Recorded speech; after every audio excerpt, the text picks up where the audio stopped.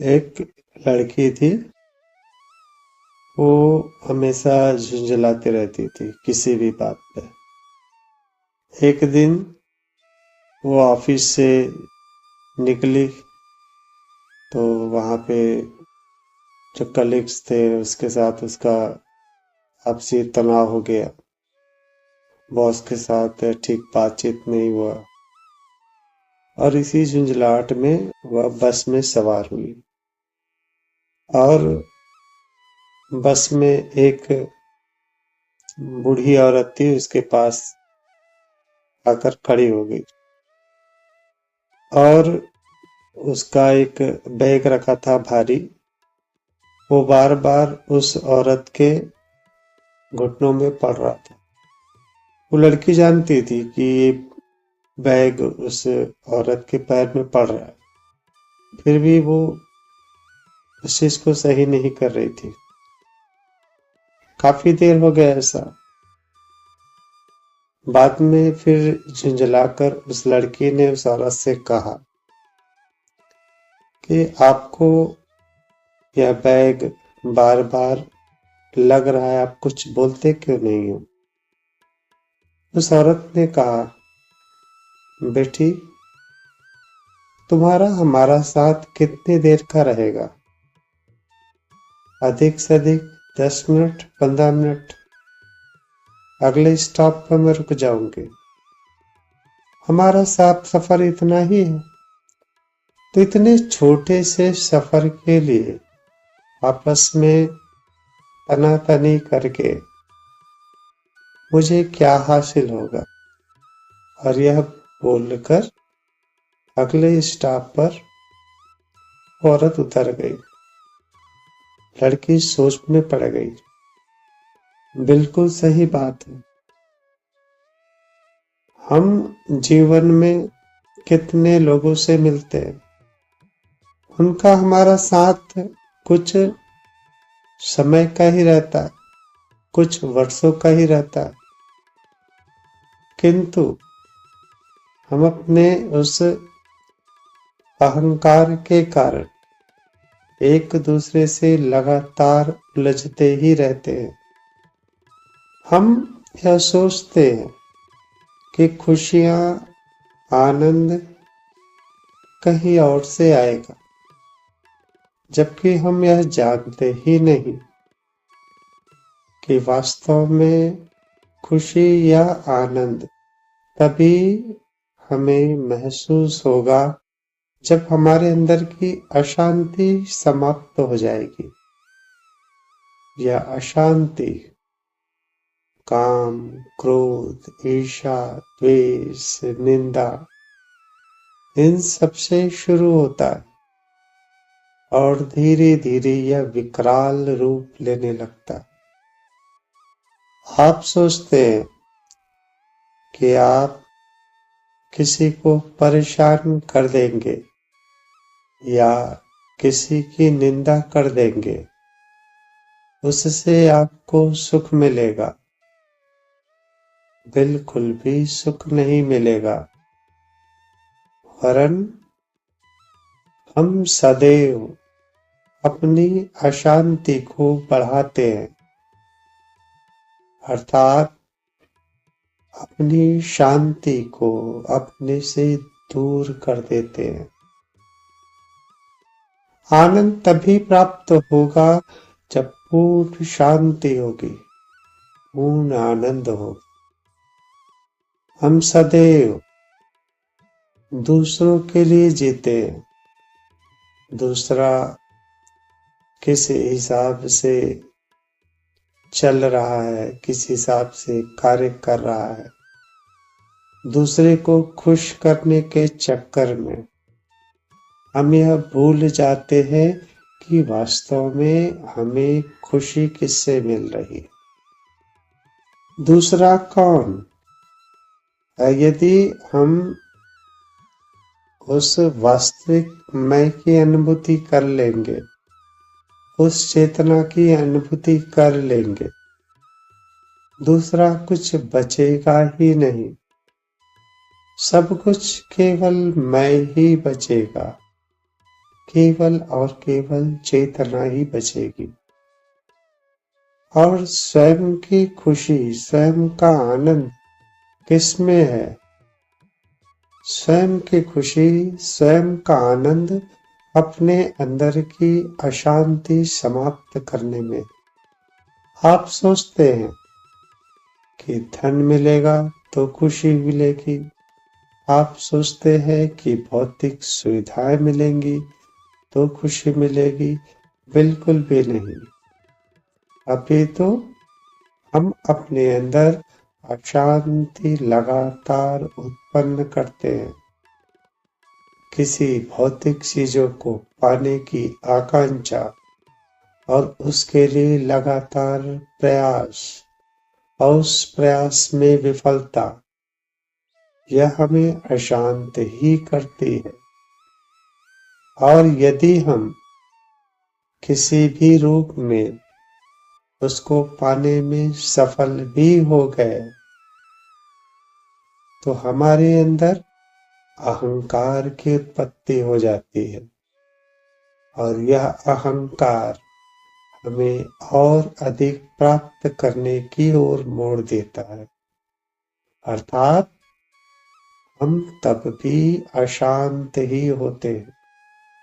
शांति प्राप्त करना कठिन नहीं है, अपितु अशांति को फैलाना यह सबसे दुष्कर कार्य है।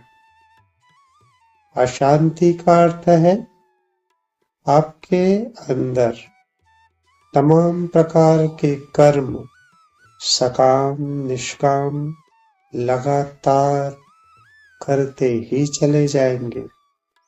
आपके अंदर नित्य नए विचार उत्पन्न होंगे और शांति में आप पूर्णतः निर्विचार हो जाते हैं। अपने अंदर कोलाहल को देखिए, विचारों के कोलाहल को देखिए। यह केवल और केवल आपके अंदर की अशांति को ही प्रदर्शित कर रहा होता है। आपके अंदर ईर्ष्या है, आपके अंदर द्वेष है।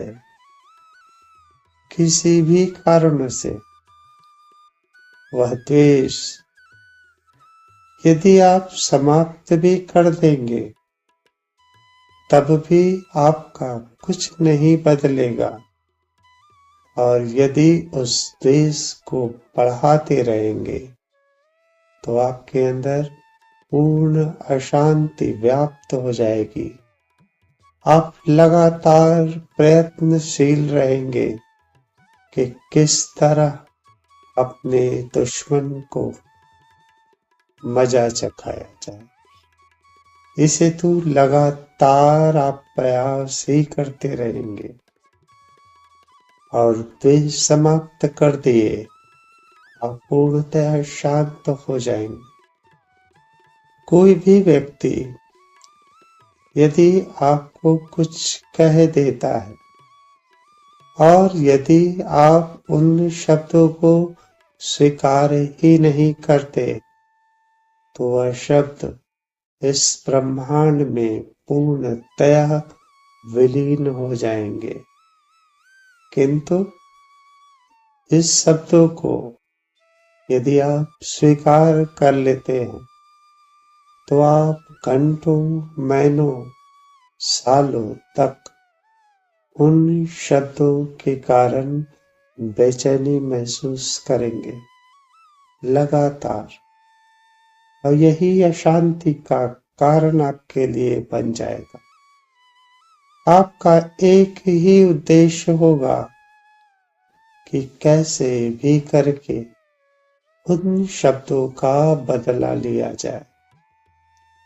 आप भले ही शांत दिखलाने का प्रयास करेंगे किंतु वो शब्द बारंबार आपके सामने प्रकट होते ही रहेंगे। और एक समय ऐसा आएगा जब उसकी सीमा समाप्त हो जाएगी तो वही शब्द क्रोध के रूप में आपके मुख से निकले। तो ये क्या दर्शा रहा है? आपके अंदर की अशांति को। आप यदि उन शब्दों को ग्रहण ही नहीं करते तो आपका कुछ भी नहीं बिगड़ता। अभी तो आप पूर्णतः शांत ही रहते, किंतु आपने पकड़ लिया उन शब्दों को। उसने आपको क्या दिया? उसके पास जो मौजूद था, जो कटुता थी, वह शब्दों के रूप में बाहर आ गया। और यदि आप उन शब्दों को स्वीकार ही नहीं किए तो शब्द उनके पास ही रह जाएंगे। लेकिन हम ऐसा करते नहीं। हम भले ही कहते हैं कि हमें शांति चाहिए, किंतु बारंबार उन अशांत को अपनी ओर आमंत्रित करते ही रहते हैं। हमारी प्रिय चिंतामणि, उनकी पत्नी थी बहुत ही झगड़ालू, हमेशा लड़ने का बहाना ढूंढती थी। एक दिन चिंतामणि ने प्रण किया कि आज कुछ भी हो जाए, मैं अपनी पत्नी से उनसे किसी प्रकार का विवाद नहीं करूंगा। वो काम से घर आए। उनकी पत्नी ने भरसक प्रयास किया लड़ाई करने का। चिंतामणि शांत रहे, खाना भी खा लिए, खाने में नमक बहुत अधिक था तब भी खा लिए। यहाँ भी उसकी पत्नी काफी परेशान हो गई कि लड़ा कैसे जाए। और उसके बाद चिंतामणि सोने चले गए। इधर चिंतामणि आराम से सो रहे थे। उसकी पत्नी काफी बेचैन थी कि आज तो लड़ाई हुआ ही नहीं, मुझे नींद नहीं आ रही है, क्या किया जाए। तो अपने पति को उठाकर बोलती है, सुनो जी, यदि मेरी जगह कोई दुनिया की सबसे सुंदर स्त्री होती और मैं होती तो आप किससे शादी करते? चिंतामणि समझ गए, बहाना ढूंढ रही लड़ाई का। बोले नहीं, कितनी भी सुंदर स्त्री होती मैं तुमसे ही शादी करता। अब उसकी पत्नी सोच में पड़ गई क्या किया जाए। उसकी पत्नी बोली, यदि मेरे पास सारे नशे होते, मैं बहुत ही बिगड़ी लड़की होती तो क्या करते? तब भी क्या मुझसे शादी करते? बोले पहले मैं तुमको सुधारता, तुम्हारी बुरी आदतें हटाता, फिर तुमसे शादी करता। अब उसकी पत्नी समझ नहीं आया। बोले कि आप ये बताओ, यदि मैं इस दुनिया में कहीं खो जाती, तुमको मिलती ही नहीं, तब तुम किससे शादी करते? चिंतामणि मुस्कुराया, बोला मैं सारी दुनिया में तुम्हारी खोज करता, पूरी दुनिया ढूंढता और जब तुम मिलती तुमसे ही शादी करता। अब उसकी पत्नी बौखला गई। बोले अब ये बताओ, यदि मेरा जन्म ही नहीं हुआ होता तब तुम किससे शादी करते? चिंतामणि हंसते हुए बोला, मैं भोलेनाथ की तपस्या करता, उनको प्रसन्न करता कि तुमको पैदा करे, और तुम जब पैदा होती तब तुमसे ही शादी करता। तुम कितने भी लड़ाई का बहाना ढूंढ लो, मैं लड़ाई नहीं करने वाला, तुम चुपचाप सो जाओ। ये होता है तरीका। यदि आप लड़ना चाहे किसी से भी, किसी की निंदा करना चाहे, आपको हजार कारण मिल जाएंगे। लड़ने के, दूसरों की निंदा करने के। और यदि आप लड़ना ना चाहो तो उसका एकमात्र तरीका है, क्योंकि आपको शांति चाहिए, आपको अशांति नहीं चाहिए। एकमात्र एक तरीका, किसी अन्य बहाने की आवश्यकता ही नहीं है। यदि कोई व्यक्ति आपको लगता है परेशान लगातार कर रहा है, आप उस व्यक्ति का साथ छोड़ सकते हो। आप सोचते हो ये मेरे रिश्तेदार है, ये मेरा घर है, मेरा परिवार है, मेरे बगैर इनका क्या होगा। भूल जाइए वो सारी बातें, इन सब का कोई औचित्य नहीं है। जिस दिन आपकी मृत्यु होगी, तुरंत ही जलाने का कार्यक्रम ये लोग ही करेंगे। पहले तो 13 दिन की 13वीं मनाई जाती थी, अब तो लोगों के पास समय ही नहीं है, 3 दिन में आपका कार्यक्रम निपटा दिया जाता है। लोगों को आपकी कोई फिक्र नहीं है। तो फिर आप अपने सुख को, अपनी शांति को उन लोगों पर क्यों व्यर्थ कर रहे हैं? यदि लगता है कि ये लगातार अकारणजी मुझे परेशान कर रहा है, तो बजाय सुधारने के स्वयं को सुधार लो, उनसे पीछा छुड़ा लो। और यदि आप अशांत रहना चाहो, अशांति के तो कुछ भी तरीके हो सकते हैं, कुछ भी तरीके। और शांति का एक ही तरीका होता है, एकमात्र तरीका, अशांति को दूर कर देना। और शांति में ही आनंद है, शांति में ही सुख है, वास्तविक सुख। वर्तमान कभी भी अशांति लेकर नहीं आता, वर्तमान कभी भी विचार लेकर नहीं आता। विचार तब ही प्रकट होते हैं जब वह वर्तमान भूतकाल में परिवर्तित हो जाता है या भविष्य की योजनाएं बनाता है। वर्तमान तो केवल घटित हो रहा है आपके सामने। उस समय जो भी अकर्म में क्रिया होगी, वह क्रिया आप करेंगे बिना सोचे, बिना विचारे। जैसे गरम तवे पर यदि आपका हाथ चला जाए, तुरंत ही आप अपना हाथ वहां से हटा लेते हो। इसके लिए कोई विचार करते हो क्या? ये गरम है, अब इसको क्या करना चाहिए, कैसा करना चाहिए। एक छोटा बच्चा होगा 1 महीने का, उसका हाथ भी यदि गरम तवे पर चला जाए, वो तुरंत हाथ हटा लेता है।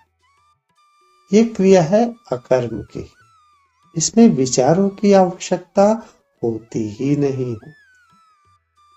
और जहां पे विचार ही नहीं होंगे, आपके अंदर अशांति आएगी ही नहीं, पूर्ण दया शांत हो जाओगे। जीवन जीने का एकमात्र यही तरीका है जिसमें आप सदैव आनंद में रह सकते हो, सदैव आनंद में। आप कहते हो कि इसका दुख है, कभी कहते हो इसका दुख है। आपने उस दुख के कारणों को जानने का प्रयास ही नहीं किया। आपको जो प्रत्यक्ष दिख रहा है सामने, केवल उसी में ही दुख को ढूंढते हो। यदि आपका पुत्र आपसे गलत व्यवहार कर रहा है, आपको केवल इतना ही दिखता है कि मेरा पुत्र आज इस वक्त मुझसे गलत व्यवहार कर रहा है, और आप अशांत हो रहे हैं। दूसरी ओर आपने उन सारे सुखों को भुला दिया होता है कि उस पुत्र के जन्म के साथ आपको कितनी सारी खुशियां मिली थी। जब पुत्र का जन्म हुआ था, जब वो पुत्र 9 महीने आपके गर्भ में था, कितना आनंददायक था वो। हर पल आप विचार करते थे अपने पुत्र के बारे में। और जब जन्म हुआ, जब वो चलना शुरू किया, कितने आनंद से मगन हो गए थे आप। जब वो पहली बार पुकारा माँ, पापा, कितने आनंदित हो गए थे। पूरा का पूरा जीवन उसने आपको आनंद ही दिया। और आज कुछ पल के लिए उसने कुछ कह दिया और आप दुखी हो गए, उनके सारे सुख को भुला दिए। और यदि उनके उस व्यवहार को, उनके उस शब्द को आप ग्रहण ही नहीं करते, तो आप सदैव की तरह आनंद में ही रहते कि यह मेरा पुत्र है। हम सदैव वर्तमान की स्थिति को ही अवलोकन करते हैं। हम उसके बारे में यह सोचते ही नहीं कि यह घटना हुई क्यों, किस हिसाब से हुई। उस पुत्र ने मेरे साथ इस प्रकार की बातें की क्यों, क्या दिक्कत है उसको। यदि पुत्र आपसे छुटकारा पाना चाहता है, बिल्कुल उसे पूर्ण स्वतंत्रता दे दीजिए। किसी प्रकार के बंधनों की आवश्यकता ही नहीं है। आप आनंद में रहोगे, किंतु तब भी वह आपका ही पुत्र होगा। आप सदैव आनंद में होगे। कितनी आसान बात है आनंद में रहना, किंतु हम जकड़े होते हैं अपने उस मोहवश, अपने अंदर के ईर्ष्यावश, द्वेषवश, और लगातार अपने अंदर अपघटन की प्रक्रिया बढ़ाए चले जाते हैं। और हम यह दर्शाने का प्रयास भी करते हैं कि उसने मुझे दुख दे दिया। कोई किसी को दुख दे ही नहीं सकता, कोई भी नहीं, जब तक वह दुख आप स्वयं से स्वीकार न करें। ये वास्तविकता है। अध्यात्म आपको पूर्णतः वर्तमान में रहने का तरीका बतलाता है। अध्यात्म कोई चमत्कार नहीं करता, अपितु आप सदैव वर्तमान पर रहते हो, निर्विचार में रहते हो। आपके अंदर का कोलाहल शांत होने लगता है, आप शांति का अनुभव करते हो। और आप सोचते हो कि अध्यात्म से चमत्कार हो गया। असीम शांति, असीम आनंद आपके अंदर ही छिपा है, बस पर्दों की ओट पर। और वो पर्दा है ईर्ष्या, द्वेष, क्रोध, मोह, निंदा। ये सारी चीजें आपके आनंद को छिपाए हुए होती है। हमारी आदत, यदि हम किसी से स्नेह करते हैं तो उसके अंदर बहुत ही अच्छी चीजें ढूंढने लगते हैं कि इसके अंदर ये अच्छाई है, इसके अंदर ये अच्छाई है। और जब हमें कोई और मिल जाता है तो फिर हम उसकी बुराई ढूंढने लगते हैं कि उसमें ये बुरा है, उसमें ये बुरा है। पहले वो चीजें अच्छी थी, आज वो बुरी क्यों हो गई। क्योंकि आपका दृष्टिकोण बदल गया। आपके पास कोई नया सहारा मिल गया, तो आपने उस पुराने सहारे में बुराइयां ढूंढनी शुरू कर दी।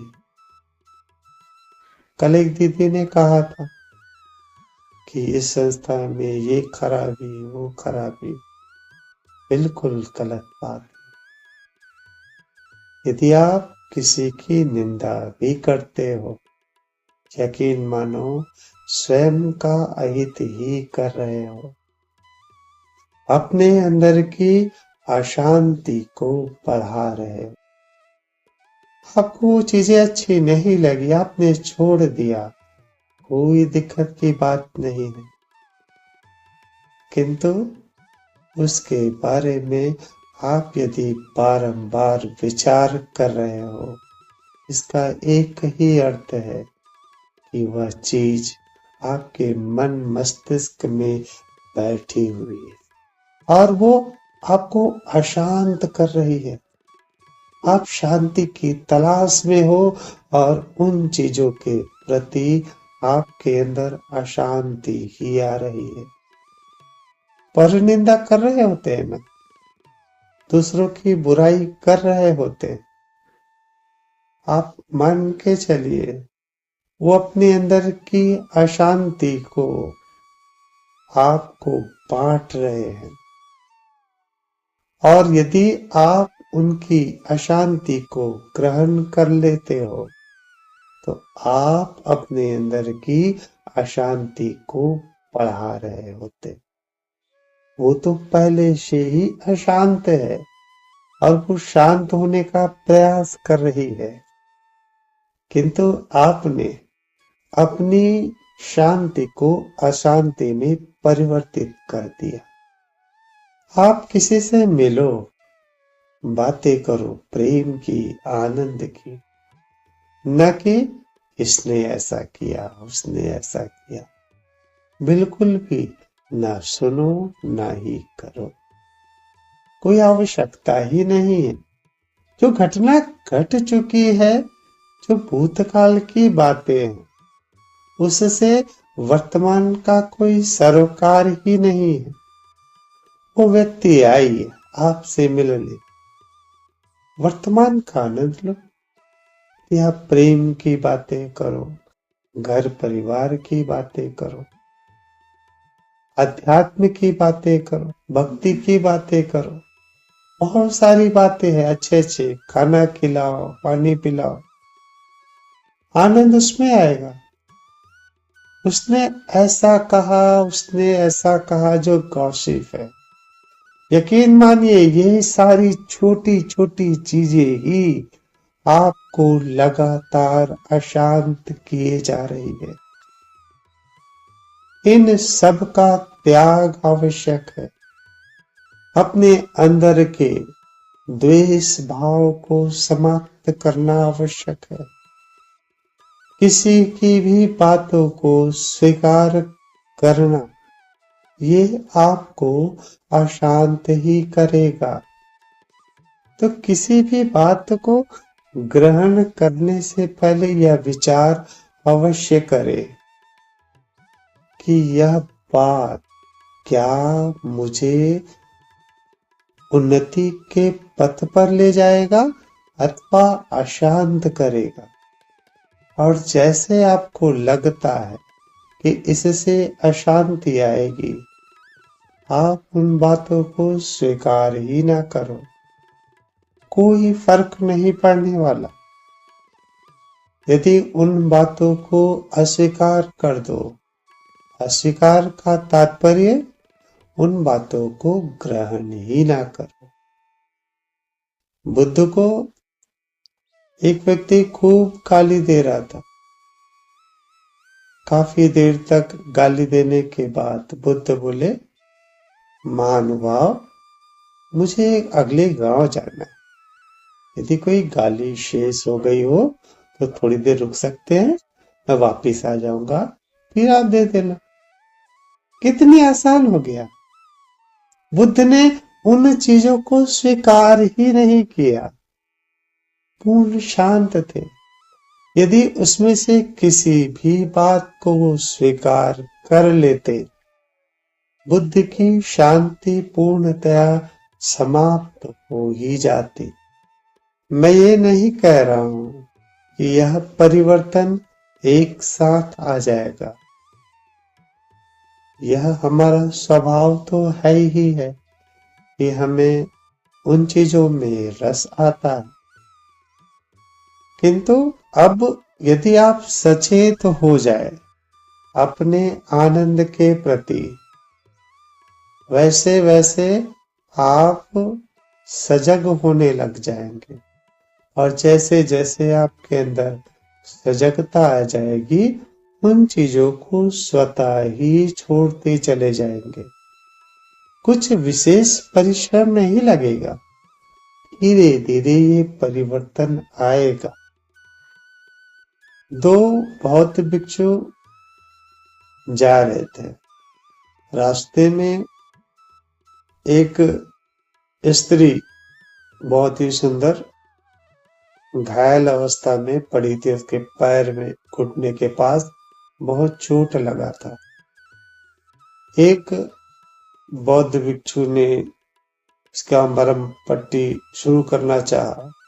दूसरे बौद्ध भिक्षु ने कह दिया, बोले कि स्त्री को छूना हमारे लिए पाप है, उसके तो घुटने के ऊपर चोट लगी है। तो पहले बौद्ध भिक्षु ने उसको ध्यान नहीं दिया और वो उसकी मरहम पट्टी में लग गए।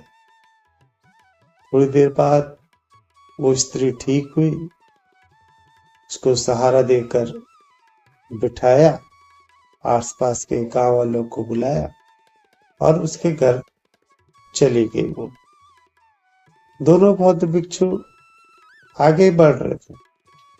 फिर दूसरा वाला बौद्ध भिक्षु बोला कि तुमने बहुत बड़ा पाप किया। बोले कौन सा पाप?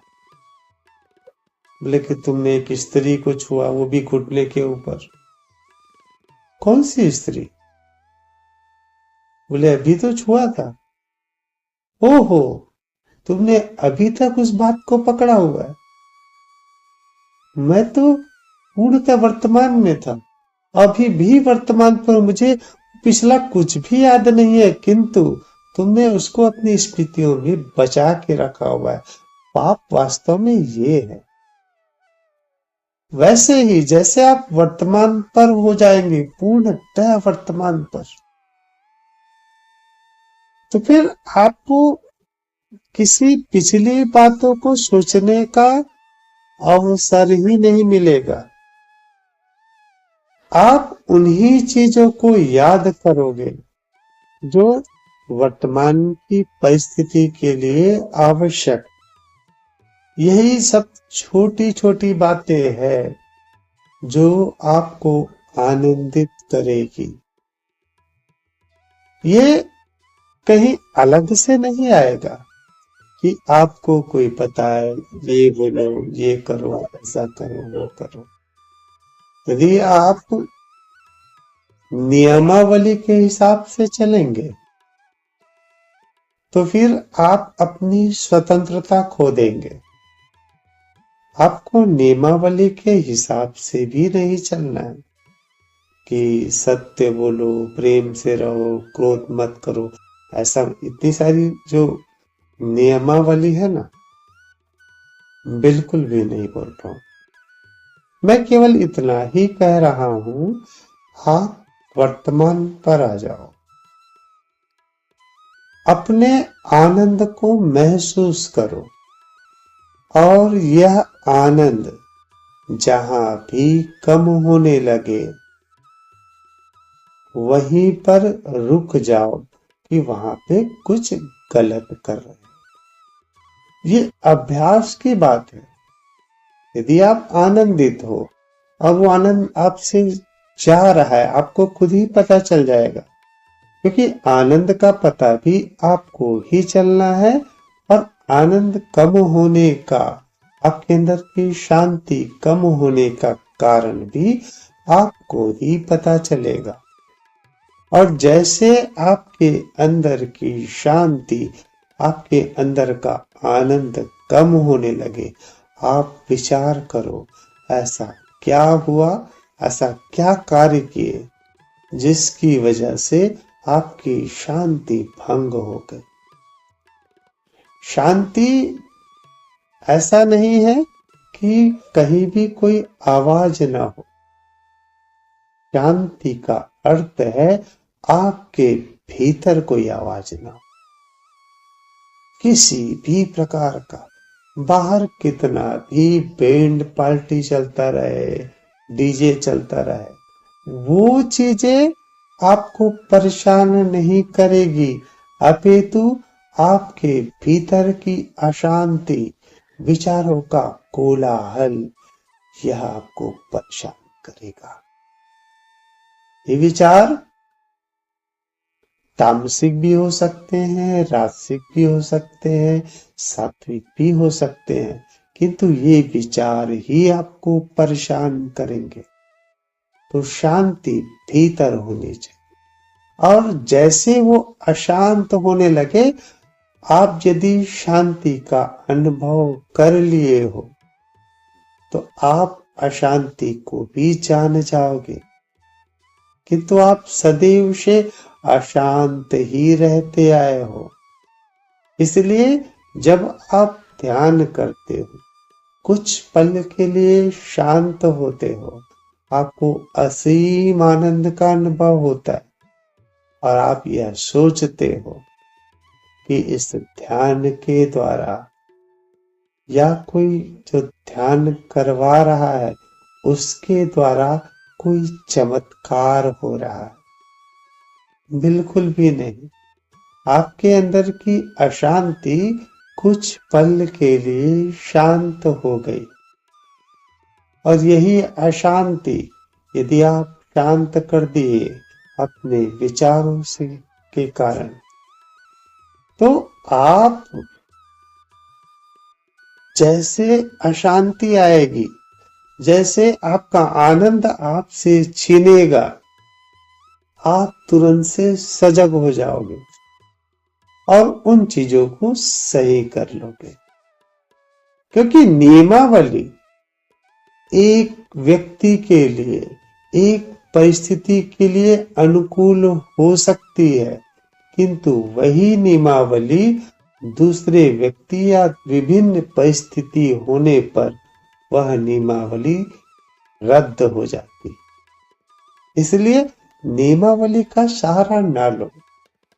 जीवन जीने के लिए लगातार स्वयं का आत्म अवलोकन करते रहो कि कब आपका आनंद आपसे छिन गया, और जैसे इसको जानने लग जाओगे, आपका जीवन पूर्ण रूप से आनंदमय हो ही जाएगा। दुनिया का कोई भी वस्तु, कोई भी व्यक्ति आपके आनंद को नहीं छीन सकता जब तक उसको आप छीनने की अनुमति न दो। ये वास्तविकता है, ये पूर्ण सत्य। ठीक है, किसी को कुछ कहना है? भैया एक चीज बताइए, मैंने किसी को कुछ कहा, ठीक है, उसने रिएक्ट नहीं किया, तो मेरी भी तो आवाज इस यूनिवर्स में रहेगी, तो मुझे ही तंग करेगी। कोई भी व्यक्ति आपको कुछ कहता क्यों है? ताकि आप उससे विचलित हो जाओ, और यदि आप विचलित नहीं होते तो वो विचलित हो जाता। जैसे आप अपने बच्चे को डांटो, ठीक है, और यदि बच्चा कुछ कहता नहीं है, क्रोध किसको आएगा? आपको ही आएगा। अरे मैं कुछ कह रही हूं, कुछ सुनते क्यों नहीं? ये वैसा ही है। तो कोई भी व्यक्ति आपको सुना रहा है किसी भी प्रकार का, उसका एक ही उद्देश्य है कि आपके अंदर क्रोध को बढ़ाए।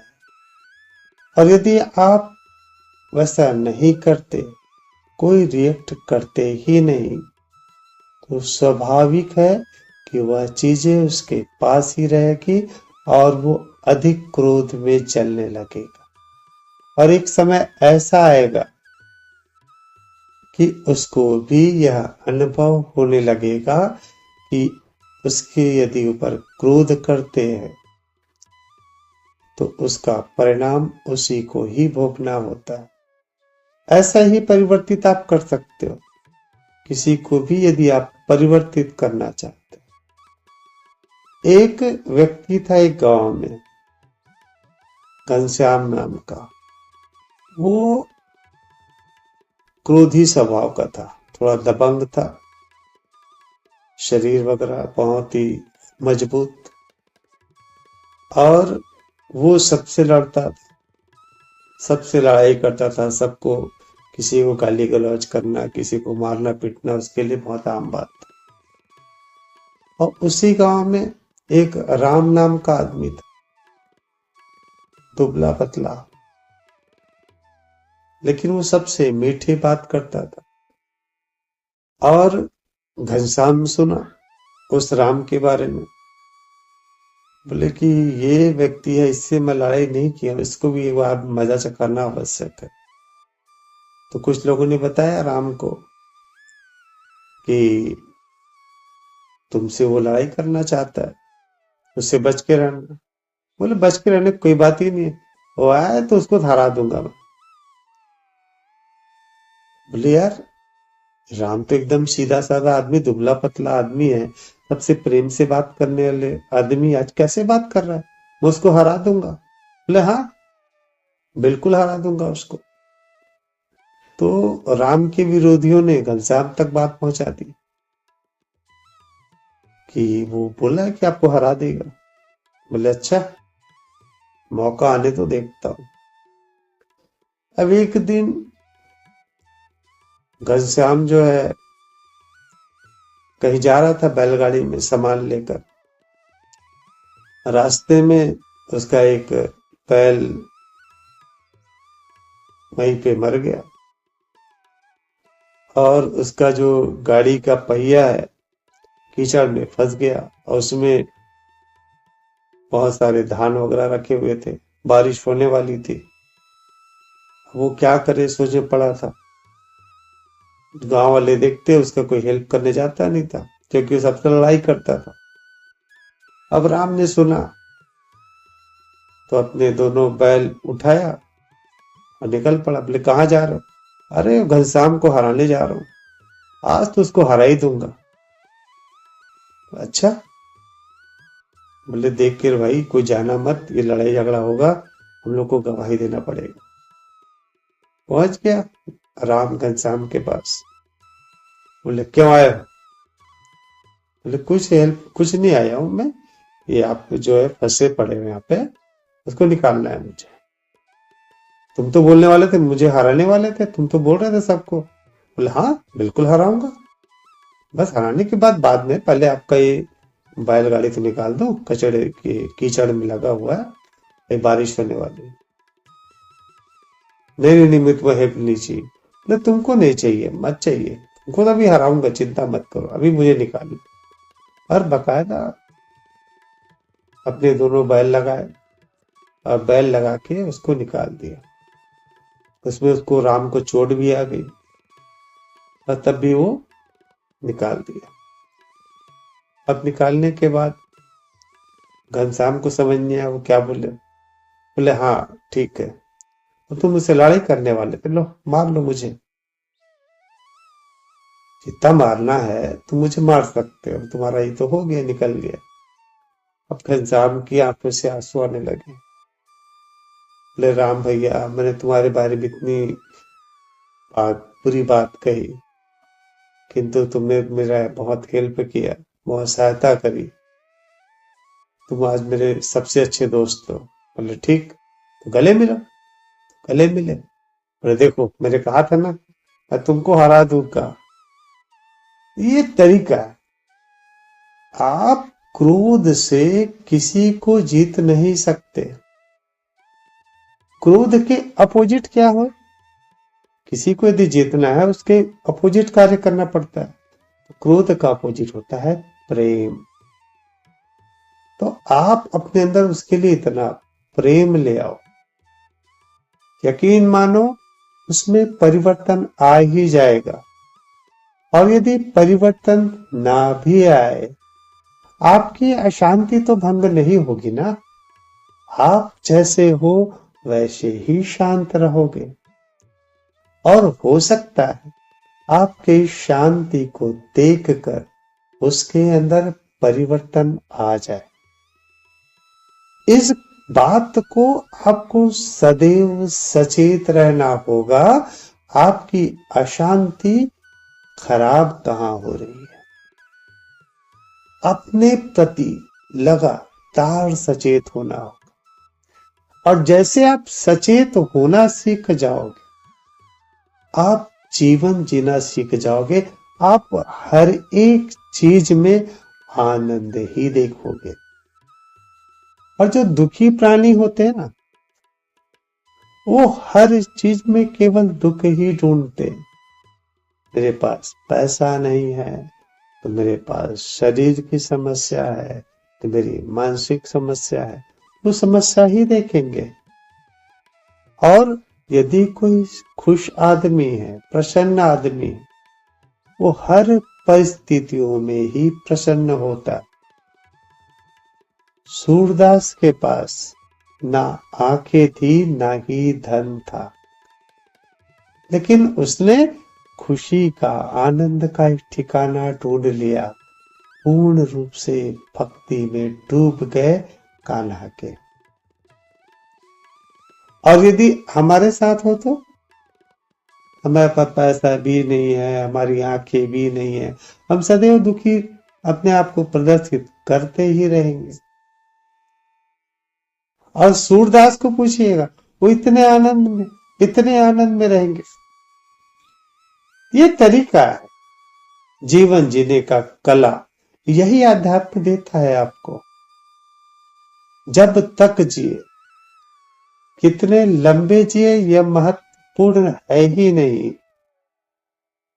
महत्वपूर्ण केवल इतना है कि हर पल को हम कैसे जी रहे, क्योंकि यह हर पल आपके पास दोबारा आएगा ही नहीं। यदि शरीर की बात करें, यह शरीर इसका प्रथम जन्म है और इसका अंतिम जन्म है। यह शरीर दोबारा कभी भी नहीं आएगा। 5 तत्व का मिला शरीर, ये 5 तत्व इस पूरे ब्रह्मांड में विलीन हो जाएगा। और चेतना की बात है तो चेतना तो सर्वज्ञ है, सब जगह पर है, हर शरीरों में है। जितने भी शरीर दिखलाई दे रहे हैं, ये ब्रह्मांड दिखलाई दे रहा है, सब में वही चेतना ही है, अद्वैत चेतना। उसकी तो कोई बात ही नहीं है। तो ये जो जीवन है, इस शरीर का हर पल पूर्ण रूप से जिए, ऐसे जिए कि यह पल 1000 वर्ष के बराबर आनंददायक हो जाए। हर पल का आनंद ले, स्वयं का आनंद, पूर्ण स्वतंत्रता, प्रेम, करुणा। ठीक है दीदी? भैया हम क्रोध को प्रेम से हरा सकते हैं। और जिन लोगों में आलस और ईगो हो, उनको भी प्रेम से हरा सकते हैं। पहला तो ये है, दूसरा क्या कर रहा है इसकी परवाह ना करे। परवाह करे केवल और केवल अपने अंदर के आनंद की। आपका आनंद किसी भी परिस्थितियों में कम ना होने पाए, केवल इसकी ही चिंता करें। और यदि किसी भी चेष्टा करने से आपका आनंद प्रभावित नहीं हो रहा है, तो हर एक प्रयास अवश्य कर सकते। यदि कोई व्यक्ति क्रोध के द्वारा मान रहा है और उस क्रोध से यदि आपके अंदर की अशांति भंग नहीं हो रही है तो आप क्रोध भी प्रदर्शित कर सकते हैं, लेकिन आप अशांत नहीं होने चाहिए किन्हीं भी परिस्थितियों में। आपका जीवन दूसरों को सुधारने के लिए नहीं हुआ है, आपका जीवन इस शरीर के उपयोग के लिए हुआ है। यह जो शरीर है केवल प्रेम आनंद जो संलयन के गुण है उसको ही अंगीकार करे, उसको ही बढ़ाए, ताकि यह ब्रह्मांड शून्यता की ओर अग्रसर हो। केवल इतना ही कार्य इस शरीर का है। और यदि आप यह सोचते हैं कि दूसरे को सुधारना आवश्यक है, आप प्रयास अवश्य कीजिए। जो आपको उचित लगता है वह प्रयास कर सकते हैं, किंतु बारंबार यह कह रहा हूं, आप अपना आत्म अवलोकन उस समय भी करते रहिए कि इससे आपकी अशांति आपका आनंद कम तो नहीं हो रहा है। तो स्वयं का आनंद महत्वपूर्ण है, न कि दूसरे का आलस, दूसरे का क्रोध, ईर्ष्या, द्वेष। हो सकता है आपके स्वभाव में परिवर्तन उसको परिवर्तित कर दे, किंतु उसके आचरण को आप अपनी अशांति का कारण ना बनाए। ठीक है दीदी? जी भैया। ठीक है, फिर आज के लिए ऐसा तो नहीं आप लोग को कुछ ओवरडोज हो गया? नहीं भैया, हम तो बैठ सकते हैं भैया। चलिए ठीक है, फिर आज के लिए यही क्लोज करते हैं।